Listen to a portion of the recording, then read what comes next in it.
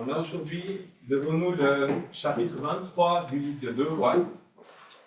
C'est un long chapitre, ça fait plusieurs semaines que je l'écoute ou le relis, et puis comme c'est long, parfois on peut se sentir peut-être perdu dans des choses qui paraissent répétitives, mais si on est attentif à certains détails, eh bien on se rend compte que ça n'est pas répétitif, et c'est pour ça que je vous propose d'abord, avant de lire le texte, de revoir un plan de la vie de Josias, une chronologie de sa vie qu'on peut établir plus avec le deuxième livre des Chroniques qu'avec celui des Rois. Et puis ensuite, deuxièmement, on verra un plan du chapitre, et comme ça, au fil de la lecture, on est attentif aux détails, on verra exactement ce que Josias est en train de faire. Donc, le plan de la vie de Josias. Il a commencé de régner à 8 ans, suite à l'assassinat de son père Amon. 8 ans, c'est jeune, et puis ça veut dire aussi qu'il a passé les 6 premières années de sa vie sous le règne de son grand-père Manassé, qui a régné 55 ans, qui a été le pire roi de Juda probablement. Mais il a aussi eu une période où il est revenu à Dieu à la fin de sa vie, et on ne le sait pas, mais probablement que ces 6 années de vie de Josias se sont passées dans une période du règne de Manassé qui était à rechercher le Seigneur, ou peut-être moins horrible que le début l'a été. Et puis, les 2 années avant de monter sur le trône, eh bien, c'était le règne de son père Amon qui, à lui, de nouveau, commis le mal, et s'est dit comme ses pères. 8 ans donc pour le début de son règne. À 16 ans, la 8e année de son règne, 2 Chroniques 34 nous dit « Il commence à rechercher le Dieu de son père David ».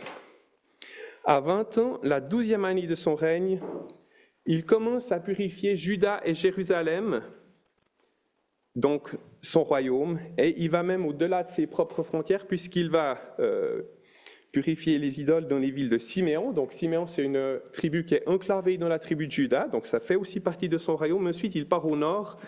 Et il nous a dit qu'il purifie les villes de Manassé, Éphraïm et même de Nephtali. Donc depuis le royaume de Juda au sud, il est parti au nord de l'ancien royaume d'Israël qui avait été détruit par la Syrie.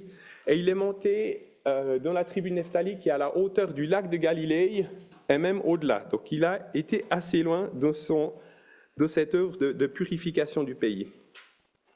À 26 ans, la 18e année de son règne, il entreprend la réparation du temple. Et c'est lors de cette réparation que le livre de la loi va être retrouvé.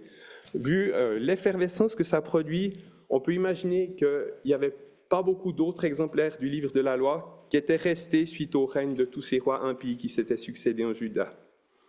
Alors à sa lecture, eh bien, il s'humilie et puis il envoie de ces gens vers une prophétesse Hulda qui va lui confirmer que tous les malheurs qui sont décrits dans ce livre de la loi, si le peuple pêche, vont se réaliser. Mais elle va aussi lui dire que grâce à sa fidélité, les jugements ne vont pas tomber sur le peuple durant sa vie. Et c'est à ce moment-là que va commencer notre chapitre 23. Donc la séparation de chapitres, elle est probablement la plus pour un côté pratique du nombre de versets que par thématique, parce que ça continue directement ce qui se passe au chapitre 22. Et puis à 39 ans, la 31e année de son règne, il va mourir à Megiddo, tué par l'armée égyptienne. Donc 31 ans de règne pour ce roi Josias. Maintenant, si vous pouvez continuer de suivre sur les petits papiers, il y a un découpage assez, détaillé du chapitre pour qu'ensuite on puisse à la lecture être attentif aux détails. Donc, les versets 1 à 3, c'est la lecture du livre de la loi retrouvé à tout le peuple et le renouvellement de l'alliance avec l'Éternel. Suite à cela, Josias recommence une œuvre de purification du pays. Dans les versets 4 à 7, il va purifier le temple. Dans les versets 8 à 14, il va purifier Juda, donc à nouveau son royaume. Dans les versets 15 à 18, il va purifier Bethel.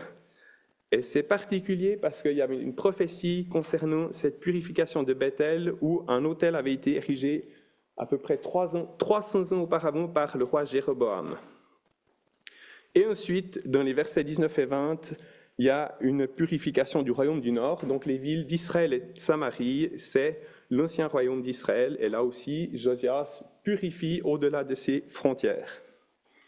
Suite à toute cette purification, il y a une célébration de la Pâque qui est relatée dans les versets 21 à 23. Dans les versets 24 à 27, c'est encore les dernières purifications, et puis on a le bilan de sa vie. Les versets 28 à 30, la fin de son règne et sa mort. Et puis ensuite, les versets 31 à 33, on a le règne de Joachaz, son fils, qui dure 3 mois. Et dans les versets 34 à 37, le règne de Eliakim ou Jéhoïakim, qui est aussi le fils de Josias, qui a régné 11 ans. Alors, suite à ça, je vous propose maintenant de lire le texte. Et c'est un long chapitre. 2 Rois 23. À la fin du chapitre 22, le roi reçoit le message prophétique de la prophétesse Hulda qui lui annonce les jugements, mais aussi la paix pour son règne. Et le roi envoya, et on assembla vers lui tous les anciens de Juda et de Jérusalem. Et le roi monta à la maison de l'Éternel, et avec lui tous les hommes de Juda et tous les habitants de Jérusalem, et les sacrificateurs, et les prophètes, et tout le peuple, depuis le petit jusqu'au grand. Et on lut, eux l'entendant, toutes les paroles du livre de l'Alliance qui avait été donné dans la maison de l'Éternel, qui avait été trouvé dans la maison de l'Éternel. Et le roi se tint debout sur l'estrade et fit cette alliance devant l'Éternel de marcher après l'Éternel et de garder ses commandements et ses témoignages et ses statuts de tout son cœur et de toute son âme pour accomplir les paroles de cette alliance écrite dans ce livre. Et tout le peuple entra dans l'alliance. Et le roi commanda à Ilkija, le grand sacrificateur, et aux sacrificateurs de la seconde classe et aux gardiens du seuil, d'emporter hors du temple de l'Éternel tous les objets qui avaient été faits pour Baal, et pour la chair, et pour toute l'armée des cieux. Et il les brûla en dehors de Jérusalem, dans les champs du Cédron. Et il emporta la poussière à Bethel. Et il supprima les camarim que les rois de Juda avaient établis pour faire fumer l'encens sur les hauts lieux dans les villes de Juda et dans les environs de Jérusalem, et ceux qui brûlaient de l'encens à Baal, au soleil et à la lune et au zodiaque et à toute l'armée des cieux. Et il fit emporter la chair hors de la maison de l'Éternel, hors de Jérusalem, dans la vallée du Cédron, et il la brûla dans la vallée du Cédron, et la réduisit en poussière, et on jeta la poussière sur les sépulcres des fils du peuple. Et il démolit les maisons des prostituées qui étaient dans la maison de l'Éternel, et où les femmes tissaient des tentes pour la chair. Et il fit venir des villes de Juda tous les sacrificateurs, et souilla les hauts lieux, où les sacrificateurs faisaient fumer de l'encens, depuis Geba jusqu'à Beer-Sheba. Et il démolit les hauts lieux des portes, qui étaient à l'entrée de la porte de Josué, chef de la ville, et ceux qui étaient à la gauche d'un homme entrant dans la porte de la ville. Toutefois, les sacrificateurs des hauts lieux ne montaient pas vers l'autel de l'Éternel à Jérusalem, mais ils mangeaient des pains sans levain au milieu de leurs frères. Et il souilla Tophet, qui est dans la vallée des fils de Hinnon, afin que personne ne fît passer par le feu son fils ou sa fille au Moloch. Et il abolit les chevaux que les rois de Juda avaient donnés au soleil à l'entrée de la maison de l'Éternel, vers la chambre de Nethan-Mélec, l'eunuque, qui était dans les dépendances du temple. Et il brûla au feu les chars du soleil. Et le roi démolit les autels qui étaient sur le toit de la chambre haute d'Akaz, que les rois de Juda avaient fait, et les autels que Manassé avait fait dans les 2 parvis de la maison de l'Éternel. Et il les brisa, les ôtant de là, et on jeta la poussière dans la vallée du Cédron. Et le roi souilla les hauts lieux qui étaient en face de Jérusalem, à la droite de la montagne de corruption que Salomon, roi d'Israël, avait bâti pour Astoreth, l'abomination des Sidoniens, et pour Kémosh, l'abomination de Moab, et pour Milcom, l'abomination des fils d'Ammon. Et il brisa les statues, et coupa les achères, et remplit d'ossements d'hommes les lieux où ils étaient. Et l'autel qui était à Bethel, le haut lieu qu'avait fait Jéroboam, fils de Nébat, qui fit pécher Israël, cet autel-là aussi est le haut lieu, il les démolit. Et il brûla le haut lieu, et le réduisit en poussière, et brûla la chair. Et Josias se tourna, et vit les sépulcres qui étaient là, dans la montagne. Et il envoya prendre les ossements des sépulcres, et il les brûla sur l'autel, et le souilla selon la parole de l'Éternel, qu'avait proclamé l'homme de Dieu, qui proclama ces choses. Et le roi dit, « Quel est ce monument que je vois ?» Et les hommes de la ville lui dirent, « C'est le sépulcre de l'homme de Dieu qui vint de Juda et qui proclama ces choses que tu as faites sur l'autel de Bethel. » Et il dit, « Laissez-le reposer, que personne ne remue ses os. » Et ils préservèrent ses os, ainsi que les os du prophète qui était venu de Samarie. Et Josias ôta aussi toutes les maisons des hauts lieux que les rois d'Israël avaient fait dans les villes de Samarie pour provoquer à colère l'Éternel. Et il leur fit selon tout ce qu'il avait fait à Bethel. Et il sacrifia sur les autels tous les sacrificateurs des hauts lieux qui étaient là, et il y brûla des ossements d'hommes. Et il retourna à Jérusalem. Et le roi commanda à tout le peuple, disant, « Célébrez la Pâque à l'Éternel votre Dieu, comme il est écrit dans ce livre de l'Alliance. Car aucune Pâque n'avait été célébrée comme cette Pâque depuis les jours des juges qui ont jugé Israël et durant tous les jours des rois d'Israël et des rois de Juda. Mais la 18e année du roi Josias, cette Pâque fut célébrée à l'Éternel dans Jérusalem. » Et Josias extermina aussi les évocateurs d'esprit et les diseurs de bonne aventure, et les téraphim, et les idoles, et toutes les abominations qui se voyaient dans le pays de Juda et à Jérusalem, afin d'effectuer les paroles de la loi écrites dans le livre que Hilkija, le sacrificateur, avait trouvé dans la maison de l'Éternel. Avant lui, il n'y eut pas de roi semblable à lui qui se fût retourné vers l'Éternel de tout son cœur et de toute son âme et de toute sa force, selon toute la loi de Moïse. Et après lui, il ne s'en est pas levé de semblable à lui. Toutefois, l'Éternel ne revint point de l'ardeur de sa grande colère dont il était embrasé contre Juda, à cause de toutes les provocations par lesquelles Manassé l'avait provoqué. Et l'Éternel dit, « J'ôterai aussi Juda de devant ma face, comme j'ai ôté Israël. Et je rejetterai cette ville de Jérusalem que j'ai choisie, et la maison de laquelle j'ai dit, mon nom sera là. » Et le reste des actes de Josias, et tout ce qu'il fit, cela n'est-il pas écrit dans le livre des chroniques des rois de Juda? Dans ces jours, le pharaon Nécho, roi d'Égypte, monta contre le roi d'Assyrie, vers le fleuve Euphrate, et le roi Josias alla à sa rencontre, et Nécho le tua à Megiddo dès qu'il le vit. Et de Megiddo, ses serviteurs l'emportèrent mort sur un char, et l'amenèrent à Jérusalem et l'enterrèrent dans son sépulcre. Et le peuple du pays prit Joachaz, fils de Josias, et ils l'oignirent et le firent roi à la place de son père. Joachaz était âgé de 23 ans lorsqu'il commença de régner, et il régna 3 mois à Jérusalem. Et le nom de sa mère était Amutal, fille de Jérémie de Libna. Et il fit ce qui est mauvais aux yeux de l'Éternel, selon tout ce que ses pères avaient fait. Et le pharaon Nécho le lia à Ribla, dans le pays de Hamath, pour qu'il ne régnât plus à Jérusalem. Et il imposa sur le pays une amende de 100 talents d'argent et d'1 talent d'or. Et le pharaon Nécho établit roi Eliakim, fils de Josias, à la place de Josias, son père. Et il changea son nom de celui de Jéhoïakim. Et il prit Joachaz, qui vint en Égypte, et y mourut. Et Jéhoïakim donna l'argent et l'or au pharaon. Seulement, il établit une taxe proportionnelle sur le pays pour donner l'argent selon le commandement du pharaon. Il exigea l'argent et l'or du peuple du pays, chacun selon son estimation, pour le donner au pharaon Nécho. Jéhoïakim était âgé de 25 ans lorsqu'il commença de régner, et il régna 11 ans à Jérusalem. Et le nom de sa mère était Zébuda, fille de Pédaïa de Rouma. Et il fit ce qui est mauvais aux yeux de l'Éternel, selon tout ce que ses pères avaient fait.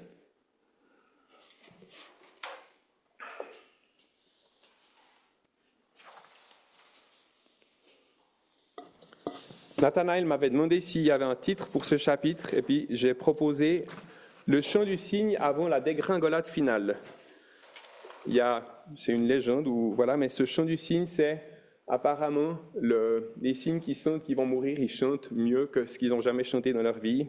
Alors, c'est plus ou moins contesté, mais ce chapitre est extraordinaire parce que ça fait du bien au cœur en lisant ce livre des rois, le deuxième livre des rois où il y a tant de tristesse, de péché, de voir un roi fidèle qui revient à Dieu de tout son cœur. Et puis, par contre, alors, dès le moment de sa mort, eh bien, c'est le retour aux idoles et la dégringolade dans la misère pour le peuple et finalement pour finir avec la déportation. Et je vous propose maintenant de reprendre le texte section par section avec quelques commentaires. Donc, on a vu dans les versets 1 à 3 que Josias a reçu la prophétie de Hulda et qu'elle ne laisse pas de doute quant à l'issue finale. Le peuple sera déporté et le pays sera détruit. Et il aurait pu se dire à ce moment-là qu'il avait déjà fait beaucoup pour le Seigneur, qu'il avait déjà purifié le pays, restauré la maison de Dieu et puis laisser faire. Mais au contraire, dans sa fidélité et puis dans son désir de ramener le peuple à Dieu, la première chose qu'il fait quand il a ce livre de la loi à disposition, c'est qu'il convoque le peuple pour une lecture de la loi. Alors, dans le texte, c'est parfois, dans certaines traductions, c'est marqué « il lut », dans d'autres, c'est marqué « on lut ». On ne sait pas, au final, je ne sais pas déterminer si c'est lui qui a lu ou si ça a été lu devant lui, mais ce qui est sûr, c'est que lui était debout devant le peuple sur l'estrade, dans une attitude de respect et d'écoute pour la parole de l'Éternel, et que cela servait d'exemple au peuple.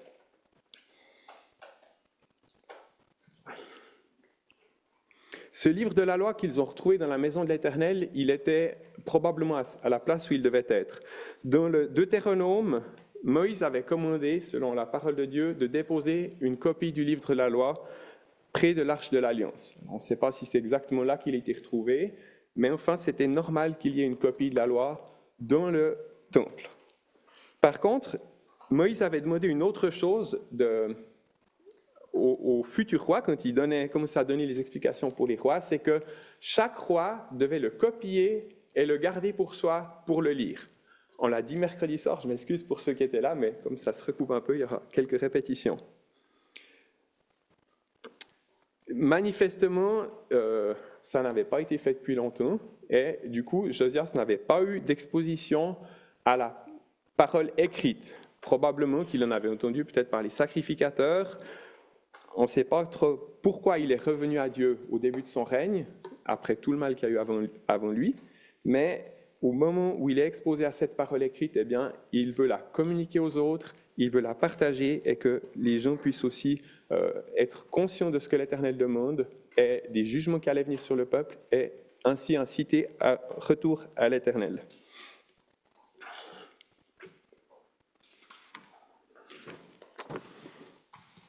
Depuis le verset 4, on pourrait dire qu'on prend les mêmes et on recommence. Les purifications qu'il va effectuer, il les a plus ou moins déjà toutes faites 6 ans auparavant, lors de la 12e année de son règne. Alors ça peut peut-être nous surprendre quand il dit qu'on va sortir du temple tous les objets qui ont été faits pour les idoles. Pourquoi est-ce que ça n'avait pas été fait 6 ans auparavant? Ça peut nous surprendre encore plus quand on retrouve dans le temple l'achère de Manassé. Cette achère que Manassé avait faite, elle aurait déjà dû être évacuée du temple 6 ans auparavant. On ne sait pas s'ils l'ont oublié, mais il y a peut-être une autre explication pourquoi cette achère se trouvait encore ou de nouveau dans le temple. Parce que quand on lit le récit de 2 Chroniques, eh bien Manassé, au moment où il s'est repenti, au moment où il est revenu à Dieu, il a sorti cette achère et il l'a évacuée dans la vallée du Cédron. Et ça veut dire qu'entre le règne de Manassé, où cette achère était sortie du temple, et le règne de Josias, quelqu'un a été rechercher l'achère et l'a ramenée dans le temple.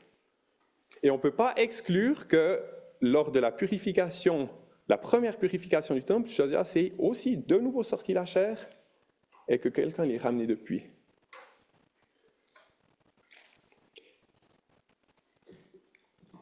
C'est un avertissement pour nous, parce que parfois dans nos vies, on a le désir de se séparer de péché, on prend des décisions pour se purifier devant Dieu, et puis avec le temps, le péché peut revenir. Et si on n'y prend pas garde, on ne sait pas qui a ramené l'idole dans le temple, mais on sait que dans nos vies, le péché, la tentation, elle est toujours là, le péché peut revenir. Et avec Josias, il prend des décisions et il prend des actions radicales. C'est-à-dire que la chair, cette fois, elle ne va pas seulement être évacuée du temple et déposée dans la vallée du Cédron, elle va être détruite et la poussière va être dispersée, ce qui signifie que personne ne pourra plus aller la rechercher et la faire revenir dans le temple.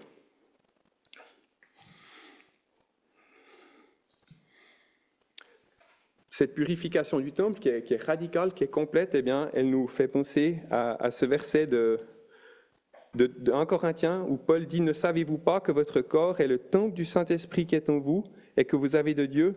Et vous n'êtes pas à vous-même, car vous avez été achetés à prix. Glorifiez donc Dieu dans votre corps. » Eh bien, comme Josias a eu à cœur de purifier complètement le temple et de le refaire aussi après 6 ans, pour vraiment évacuer tous ces ustensiles d'adoration des idoles, toute cette idole, eh bien, que nous ayons aussi à cœur d'être purs devant Dieu, de juger le péché dans nos vies et de faire tout ce qui est en notre possibilité pour éviter que le péché ne revienne.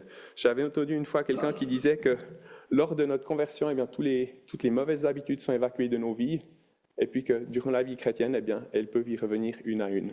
Et ce passage nous avertit et soyons attentifs à rester purs devant Dieu et à prendre garde à ce que peut-être des mauvaises habitudes que nous avons abandonnées ne reviennent pas discrètement par la petite porte de nos vies. Ensuite, des versets 8 à 14, on a la purification du pays de Juda. Il est défini par Geba au nord et Beersheba au sud, donc ça englobe tout le pays. Et là, Josias, de nouveau, recommence une campagne de destruction systématique des idoles, des autels aux idoles et de tout ce qui est lié à l'idolâtrie. On a les autels de Manassé qui sont cités et ceux de Salomon. Et c'est surprenant de retrouver ici, l'un à côté de l'autre, Manassé et Salomon. Parce que Salomon, c'est le roi le plus glorieux qu'il y ait eu, celui qui a une sagesse inégalée, une richesse inégalée. Mais au final, il est basculé dans l'idolâtrie et puis il a construit ces autels qui ont duré, là aussi, plus de 300 ans et qui ont été des occasions de chute pour le peuple. Et au final, il était le responsable du schisme de Juda, donc la séparation entre les 10 tribus du nord et la tribu de Juda au sud. Puis Manassé, c'est le contraire, c'est le pire des rois de Juda, c'est celui qui a le plus mal commencé, qui a fait toutes les horreurs qu'on a pu voir les dernières fois. Et puis, par contre, à la fin de son règne, il y a eu une période de repentance suite au jugement de Dieu. Et on a celui qui a mal commencé et à peu près bien fini, et celui qui a très bien commencé et mal fini, qui sont côte à côte. Mais au final, à la fin de leur règne, eh bien, le peuple était éloigné de Dieu, et les conséquences sont restées longtemps. Alors que cela aussi nous sert d'avertissement, parce que nos actions, notre manière d'être, elle influence autour de nous, elle peut avoir un impact sur ceux qui sont autour de nous, voire sur ceux qui nous suivent. Ensuite, il a purifié son royaume, Juda, et puis tout au nord de Juda, il y a la ville de Bethel, où Jéroboam avait construit cet autel. Souvenez-vous, il avait construit un autel au nord de son royaume, un autel au sud de son royaume, pour éviter que les Israélites doivent aller adorer à Jérusalem, parce qu'il avait peur que ça les fasse revenir au royaume de Juda. Et donc, il avait construit ce haut lieu, cet autel, et systématiquement, ça est répété dans les rois, ils ont marché dans les péchés de Jéroboam. Ces hauts lieux n'ont jamais été détruits, et même Ézéchias, qui avait aussi fait des réformes et purifié le pays, il n'avait pas détruit ce haut lieu, on ne sait pas pourquoi. Et du coup, c'était finalement l'autel emblématique de l'idolâtrie du peuple d'Israël. Et puis, ce qui est particulier par rapport à cette action de Josias pour détruire ce haut lieu, c'est qu'elle avait été prophétisée au moment où le haut lieu a été construit. Et ça, on le trouve dans 1 Roi 13, versets 1 et 2, où il est dit « Voici, un homme de Dieu vint de Juda, et par la parole de l'Éternel à Bethel, et Jéroboam se tenait près de l'autel pour faire fumer l'encens. Et il cria contre l'autel par la parole de l'Éternel et dit « Autel, autel, ainsi dit l'Éternel, voici, un fils naîtra à la maison de David. Son nom sera Josias, et il offrira sur toi les sacrificateurs des hauts lieux qui font fumer de l'encens sur toi, et on brûlera sur toi des ossements d'hommes. » Eh bien, sauf erreur de ma part, c'est l'une des 2 seules prophéties où le nom d'une personne est donné aussi longtemps à l'avance. L'autre, c'est Cyrus, le Perse, si Messie était là, il serait content qu'on en parle, qui a été aussi annoncé par Ésaïe, nommément 1 siècle et demi avant sa naissance et son ascension au trône. Et pour Josias, c'est bien 300 ans avant sa naissance, son nom a été donné. Et c'est vraiment particulier quand on pense que même le Seigneur Jésus, son prénom usuel. Donc Jésus, il a été donné au moment de la révélation de sa naissance à ses parents. Donc les noms de Jésus qui sont donnés dans l'Ancien Testament, c'est des noms comme Emmanuel, ce n'est pas les noms par lesquels il a été appelé, c'est plutôt des noms qui avaient une signification particulière pour lui. Mais là, Dieu fait quelque chose de vraiment particulier. Et on peut se demander pourquoi. Eh bien, je pense parce que vraiment cette action de Josias, elle était radicale. Et il a fait ce qu'aucun avant lui n'avait fait, c'est-à-dire détruire cet autel et tenter de tout son cœur de ramener non seulement le peuple de Juda, mais tout l'ensemble d'Israël à Dieu. Et puis Cyrus, son nom est donné quant à l'édit qu'il va prononcer pour faire revenir le peuple à Jérusalem pour reconstruire le temple. Et c'est ce qui donne aussi le départ on peut dire qu'il met en route l'horloge prophétique pour définir la venue du Messie dans le monde. Donc c'est vraiment des choses qui étaient importantes aux yeux de Dieu.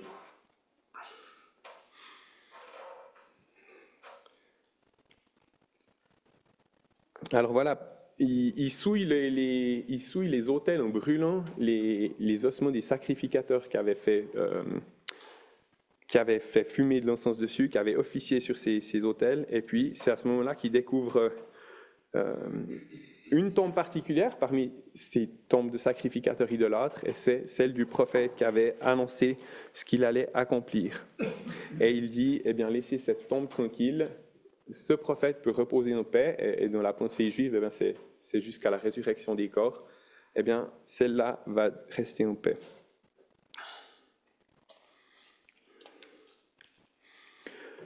Ensuite, les versets 19 à 20, c'est la purification hors de ses frontières. Et lors de la première phase de purification, 6 ans auparavant, on a vu qu'il était monté de Manassé, Ephraïm et Nephtali, donc il a fait une montée au nord. Et puis là, ça décrit même toutes les villes de Samarie et du pays d'Israël. Donc on peut imaginer que c'est encore plus global comme campagne de purification dans le pays. Et vraiment, le fait qu'il ait été exposé à la loi, peut-être aussi conforté par cette prophétie qui s'est réalisée, où il était nommé, eh bien, il a vraiment le désir non seulement de purifier Juda, mais tout le peuple d'Israël. Il voit encore le peuple de Dieu dans son ensemble, et il mène ainsi cette campagne de purification globale dans tout le pays.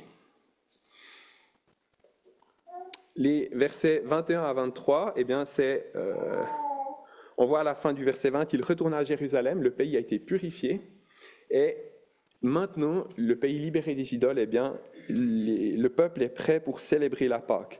Et c'est une Pâque dont il est dit « Aucune Pâque n'avait été célébrée comme cette Pâque depuis les jours des juges qui ont jugé Israël et durant tous les jours des rois d'Israël et des rois de Juda. » Qu'est-ce qui a fait que cette Pâque était si extraordinaire? Eh bien, il y a un détail qui est donné dans les chroniques, c'est-à-dire qu'il y a globalement plus de 37 000 animaux qui ont été sacrifiés. Donc, c'est le roi qui en a donné, les chefs du peuple qui ont donné. Donc, il y a vraiment une abondance de sacrifices qui a certainement peu souvent été égalée. Et puis, l'état du pays était particulier aussi, puisqu'il avait été expurgé de tous les objets d'adoration des idoles, de toutes les idoles. Donc, le pays était purifié pour célébrer cette Pâque.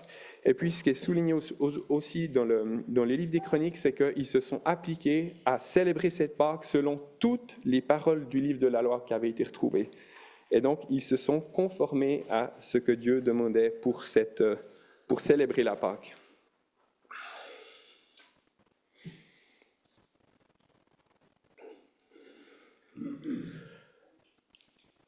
Voilà, j'ai une petite note de détail encore. Donc, dans nos chapitres 22 et 23, il y a 50 versets qui parlent de la vie de Josias. Et sur ces 50 versets, il y en a 41 qui concernent la 18e année de son règne. Donc, jusqu'à notre verset, à la célébration de la Pâque comprise. Et puis, c'était depuis le début du chapitre 22, à part les 2 versets d'introduction, tout ce qui nous est dit de Josias concerne la 18e année de son règne. Pourquoi une telle emphase sur cette année-là? Eh bien, je crois que c'est parce qu'elle a commencé avec un bon projet, un bon sentiment, qui était de réparer la maison de l'Éternel, et que c'est lors de cette réparation que le livre de la loi a été retrouvé. Et depuis le moment où le livre de la loi a été retrouvé, tout s'est mis en place pour opérer cette purification du pays et finir en apothéose avec cette Pâque magnifique. Les versets 24 à 27 nous décrivent encore une fois des purifications. Et cette fois, il y a une emphase qui est mise sur l'occultisme, qui était aussi malheureusement très présent dans le pays, et probablement depuis Manassé, qui avait activement pratiqué l'occultisme. Et puis, on a l'évaluation de Josias au verset 25. « Avant lui, il n'y eut pas de roi semblable à lui, qui se fût retourné vers l'Éternel de tout son cœur et de toute son âme, de toute sa force, selon toute la loi de Moïse. Et après lui, il ne s'en est pas levé de semblable à lui. » Il y a toute son âme, toute sa force, de tout son cœur, qui fait peut-être écho justement à ce qui avait été retrouvé dans le livre de la loi. Tu aimeras le Seigneur de tout ton cœur, de toute ton âme, de toute ta force, qui souligne comment Josias a été entièrement consacré à Dieu. Alors, après ça, il y a aussi directement l'Éternel qui reconfirme une fois que malgré la fidélité de Josias, il n'y aura pas de temps supplémentaire donné au royaume. Les jugements vont s'abattre sur le royaume. Et ça peut nous surprendre à deux titres. La première, c'est que pourquoi est-ce que Dieu n'accorde pas un sursis à Josias ou au royaume de Juda? Et puis la deuxième, c'est si on compare le bilan de Josias avec celui d'Ézéchias, eh bien, ils peuvent sembler contradictoires, puisque de Ézéchias, il nous est dit, au chapitre 18, « Il mit sa confiance en l'Éternel, le Dieu d'Israël, et après lui, il n'y en eut point de semblable à lui parmi tous les rois de Juda, non plus que parmi ceux qui avaient été avant lui. Et il s'attacha à l'Éternel et se détourna point de lui, et il garda ses commandements que l'Éternel lui avait commandés. » Donc, on a l'impression que les deux sont décrits comme étant le meilleur, et pas des meilleurs ex aequo, puisque ni avant ni après, il y en a eu qui l'ont égalé. Et on peut se dire, pourquoi est-ce que l'auteur du livre des rois se contredit ainsi? Et je pense qu'il y a peut-être une explication dans le fait que pour Ézéchias, il est souligné la confiance qu'il a mise en l'Éternel. Et cette confiance, elle a été manifestée dans la manière dont il a géré l'attaque de la Syrie, qui a été une crise majeure durant son règne, et où il a entièrement fait confiance à Dieu. Et pour Josias, ce qui est souligné, c'est qu'il se fut retourné vers l'Éternel de tout son cœur, et de toute son âme et de toute sa force, comme on a dit. Et du coup, Josias, qui avait commencé à régner dans un pays qui était complètement souillé par l'idolâtrie, a mis tout son cœur à détruire tout ce qui servait à l'idolâtrie, toutes les idoles. Et du coup, je pense qu'il n'y a pas de contradiction de ces deux bilans, puisque Josias a été le roi qui a le plus fait confiance à Dieu. Ézéchias a été inégalé dans la confiance qu'il a fait à Dieu, et Josias a été inégalé dans la manière dont il a purifié le pays, et il s'est retourné vers Dieu. Alors, probablement que chacun a été inégalé dans son domaine particulier et qu'il n'y a pas de contradiction dans ces deux évaluations.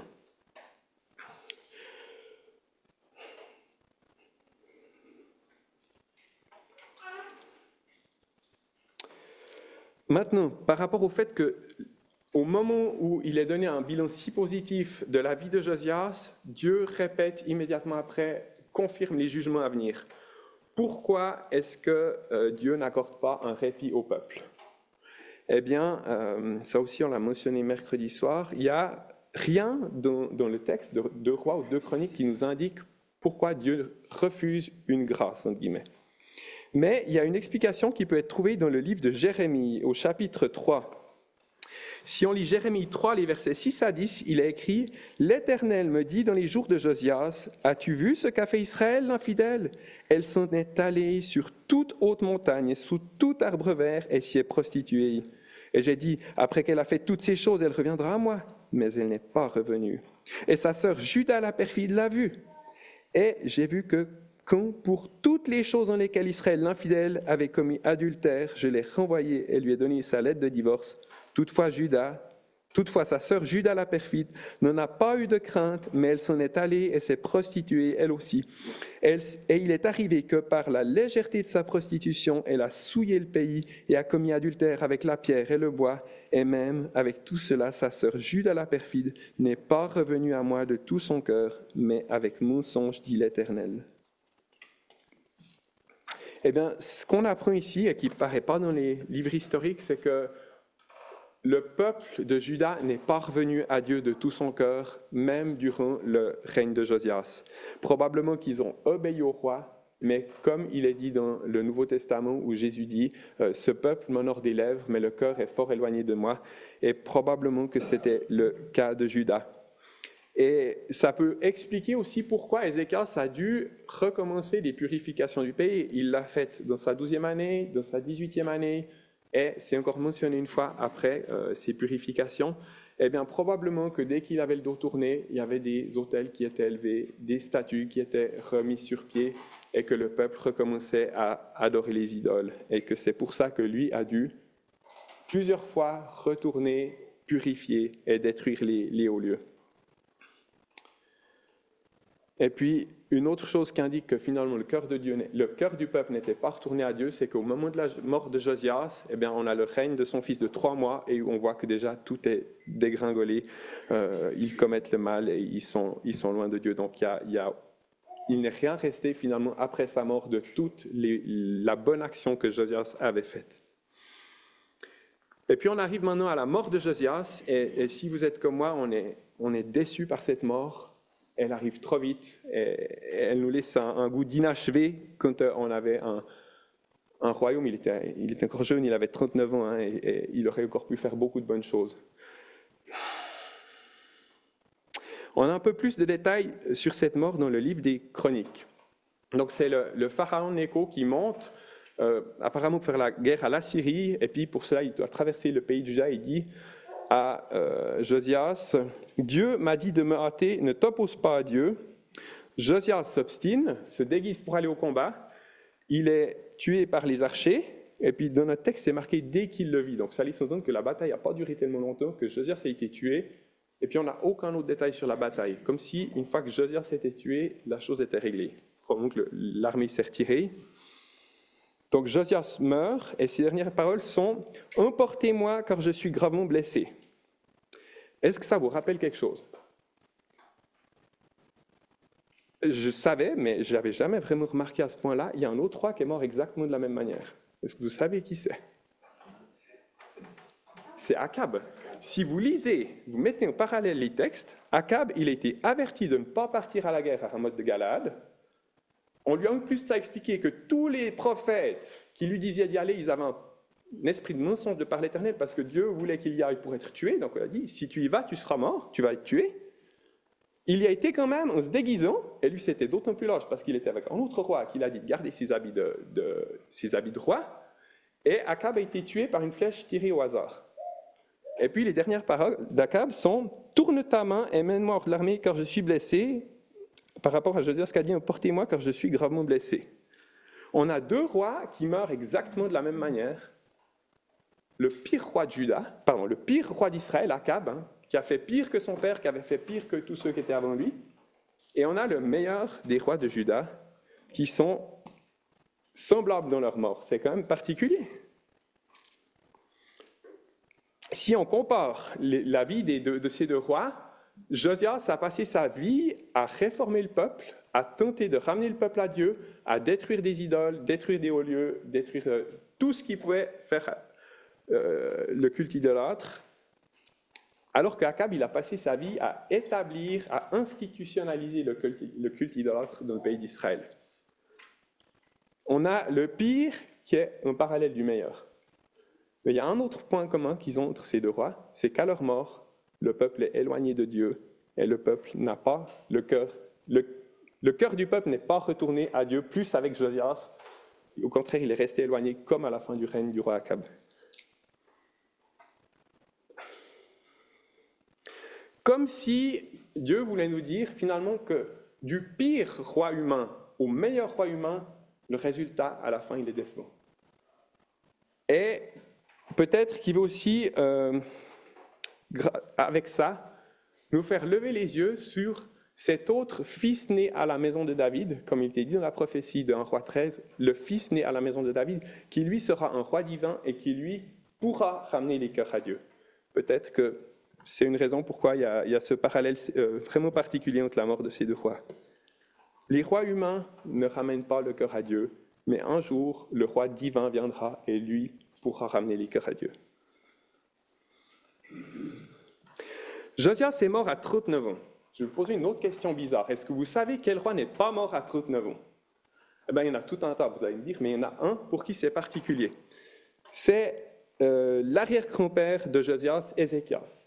Il est mort à 54 ans.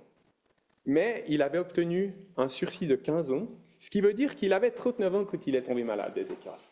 Ils avaient le même âge. Et Ézéchias, s'il était mort à 39 ans, il aurait eu un bilan inégalé. Il n'y a absolument rien de négatif de toute sa vie qui nous est donné jusqu'au moment où il était malade. Et après sa maladie, il a obtenu ses 15 ans de sursis, et c'est là qu'on voit qu'apparemment, il a eu un peu d'orgueil, il a eu un peu de... Il était centré sur lui-même, quand on lui a annoncé le mal du pays. Après sa mort, il dit, au moins il y aura la paix pour moi, comme si tout ce qui vient après lui, ça lui est égal. Et il y a cette... ça nous chiffonne, parce qu'il a fait tellement de belles choses, et apparemment, il y a quand même eu l'orgueil qui est arrivé après coup. Et s'il était mort à 39 ans, eh ben, finalement, ça aurait été un règne parfait, presque. Et Josias qui meurt à 39 ans, ça nous déçoit, mais au final, il a aussi laissé un bon bilan. Et puis, il a été protégé peut-être de cet orgueil qui nous guette, quand avec les succès et les années, peut-être, on a le cœur qui veut s'élever. Et l'orgueil, c'est toujours quelque chose qui guette le cœur des hommes.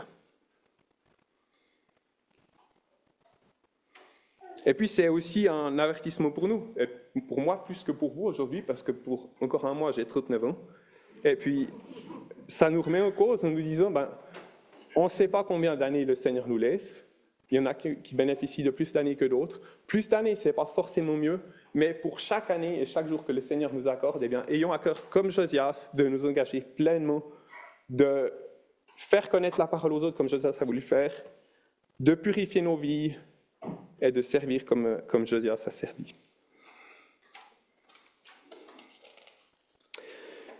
Maintenant, on a dit que le bilan de Josias, il est exceptionnel.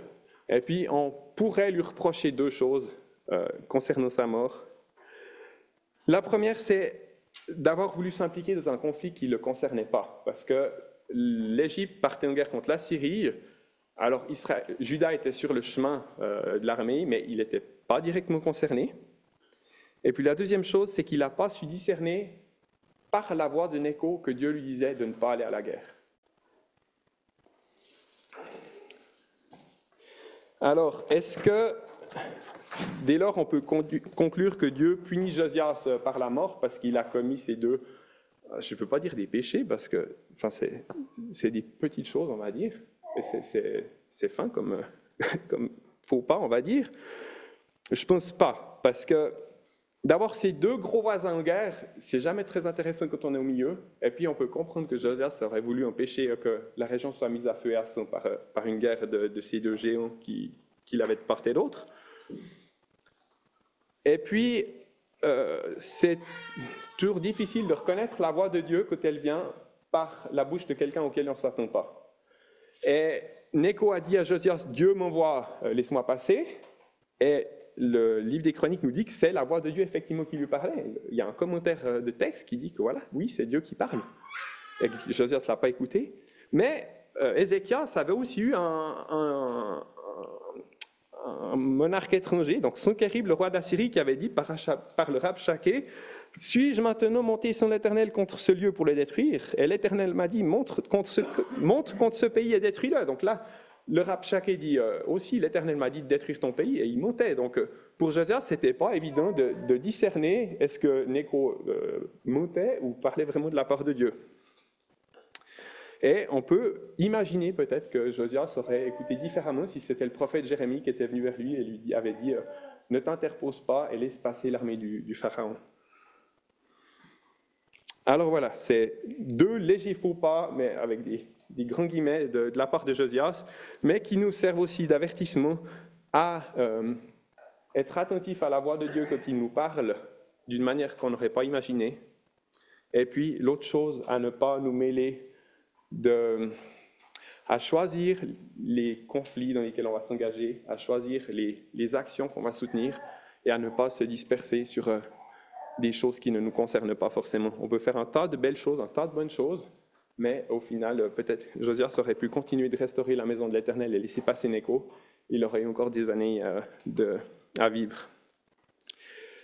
Donc voilà 2 légers faux pas qui entraînent la mort de Josias. Et je ne pense pas que ce soit un jugement contre Josias, certainement pas, dû à ces faux pas. Mais par contre, il me semble qu'on peut dire que c'est un jugement contre le peuple. Parce que après 31 ans de règne magnifique, où Josias a tout fait pour ramener le cœur du peuple à Dieu, on voit que le peuple n'est pas revenu à Dieu.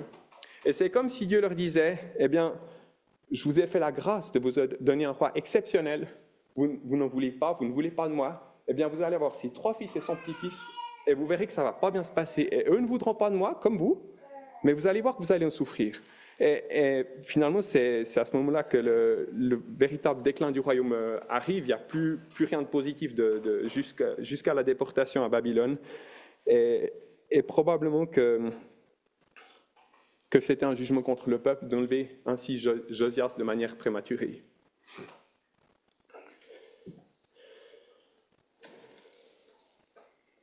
Il y a aussi un détail un petit peu technique, c'est ceux qui aiment les chiffres apprécieront peut-être, mais la déportation à Babylone, elle a été fixée à 70 ans à cause des sabbats du pays qui n'avaient pas été respectés. Le Lévitique dit que tous les 7 ans, le pays devait être laissé au repos 1 année. Et le Lévitique dit aussi que pour chaque année où le peuple ne laisserait pas le pays au repos, il irait 1 année en déportation et le pays se reposera de vous pendant que vous êtes en déportation, guillemets. Et donc, apparemment, pendant 490 ans, et ça c'est les derniers versets du livre des Chroniques qu'il dit, pendant 490 ans, il y a 70 années de sabbat qui n'ont pas été respectées par le peuple, et c'est ces 70 années qui fixent les 70 ans de la déportation à Babylone. Et depuis le retour de la déportation à Babylone, on sait qu'il y a ces 70 semaines de Daniel qui définissent l'arrivée du Messie. Et donc, si Dieu avait donné un règne plus long à Josias, ou si Dieu avait accordé un répit au peuple plus long, ça aurait retardé la déportation à Babylone, qui était un temps incompressible, 70 ans, et c'est la fin de cette déportation qui allait définir l'arrivée du Messie. Et donc, retarder la déportation à Babylone, c'était retarder aussi l'arrivée du Messie. Et c'est comme si Dieu refuse cette grâce d'accorder un répit au peuple, mais au fait, c'est pour ne pas retarder la meilleure des grâces de venir tant d'années plus tard avec la naissance du Messie au monde.